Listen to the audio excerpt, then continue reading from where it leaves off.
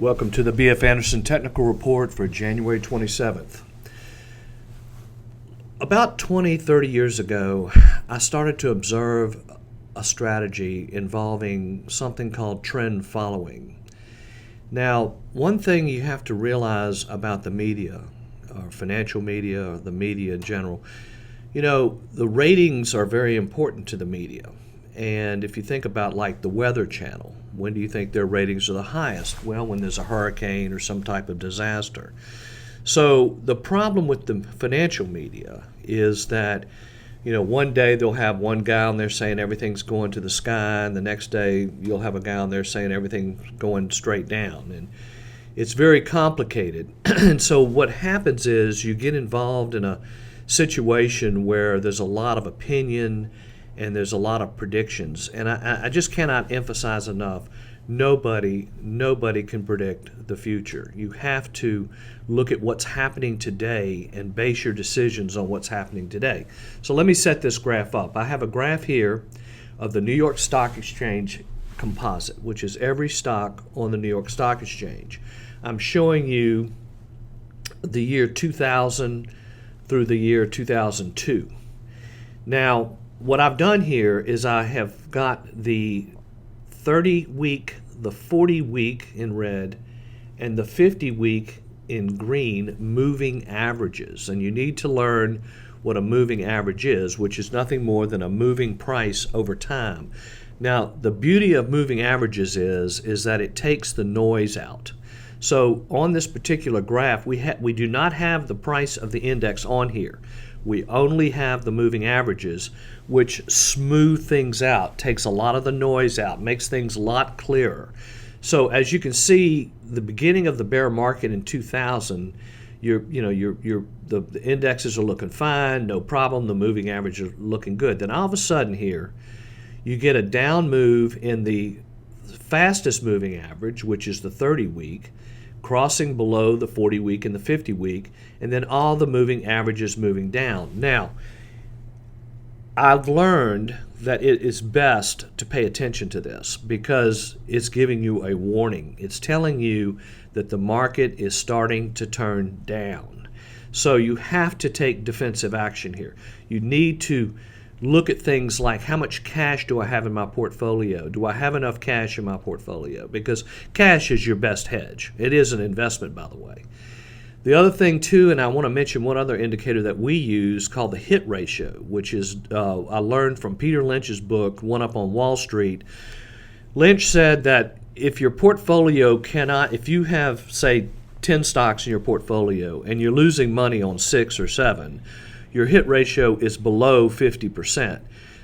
So basically what he's saying is you're probably in a bear market. If you cannot maintain a portfolio where you're profitable on all the stocks, or at least half the stocks, more than likely you're in a bear market. So if you're starting to see these indexes turn down like they did in 2001, you need to take defensive action. There's just no question about it. So instead of like watching Fox News and CNBC and reading the Wall Street Journal or Barron's or whatever, where you're getting all these opinions, I think the market usually gets it right. So I wanted to show you that year. Now here's another year that's interesting. Here's 2008, the Great Depression, the Great Recession. Again, you're doing fine, then all of a sudden you get this breakdown below where the fastest moving average is breaking below. Again, it would be very important to take defensive action here. Now we're staying with the New York Stock Exchange for now. Now this is current. This is where we are now. Now you can see here back in 2016. Now last week I mentioned, or several weeks ago I mentioned, that 2016 was the most volatile year since 2008. Now you can see what started to happen here in 2016. It was the Brexit worries, it was the worries about our election and so forth. And I'm being incorrect here. This is 2015. Now you had to take, in my opinion, very defensive action here. You just couldn't ignore it. Then we get into 16, and if you remember, the first 10 days of 16 were the worst 10 days in a January on record. So you needed to be aware of this, that this market was definitely looking incredibly difficult. Then all of a sudden, it looks like to me things really started to bottom around here in July. Now, I believe there's a direct correlation with growth stocks and interest rates. Interest rates hit an all-time low right here in July. The 10-year note, for example, hit 1.33%. Then we started to get into August, September. Then we get the election, and you can see here that all of a sudden now all these moving averages have turned up, and there really is no sign of a top here. So if you're listening to the financial media right now, a lot of times you'll hear the comment, okay, the Trump rally is over, the market's topping, everything's overpriced and overvalued. I see no sign of this whatsoever right now. Now, can this evolve into this? Absolutely. You don't want to be naive about it. But the main thing that I think that's going on fundamentally, and what the market is discounting, is that corporate earnings for the last 2 years, actually starting in March of 14, corporate earnings turned down and went into a recession. We have been in a 2-year earnings recession. That's what's causing all this, okay? Well, all of a sudden here in the fourth quarter numbers are coming out. Things are looking better. Corporations are announcing positive earnings revisions, especially in the energy patch. So, like I'm saying, here we go. It looks like to me we're in a bull market. Now, I went ahead and wanted to show you as well the Russell 2000 of the same concept. Here we are. Here's the top. You can see the moving averages breaking down. Market, these are the small cap stocks. Russell 2000 is an index made up of companies with roughly about $1 billion in market cap. Now, realize companies like Apple and Exxon. Exxon's about $350 billion. Apple's around $600 billion. These are $1 billion companies, and a lot of these companies don't even make money yet. But they may have rising revenues. But the small caps really are the most volatile. So as you can see here back in 2000, what happened? Again, same concept.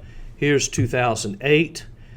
Same breakdown. Again, this would have been an area to avoid, and you would want to be heavy in cash, and you'd want to hold off on your buying. Now let's look at where we are now. Again, same kind of problem here in 15, 16. However, we got the upturn in the summer. I am convinced that the market bottomed in July and that a new growth stock cycle has started, and we are now in a bull market. No signs of a top here. All right, here's the S&P 500. All right, here's, I'm jumping over here to 2008. Again, you see the problem. This is what a top looks like. Again, here's 2000. This is what a top looks like. Here we are now. This does not look like a top to me. This looks like a bull market. Now, last but not least, let's at least take a look at the Vanguard total stock market. Now, this would include international. This would be Europe, Asia, United States, just about every stock out there. So what the trend following does for us is it basically says, the trend is up. That's where we are today. We're not going to predict anything. We're simply going to take the information that we have in our hand at this moment and go with it. So if you have any questions, please give me a call. Be happy to talk to you about it.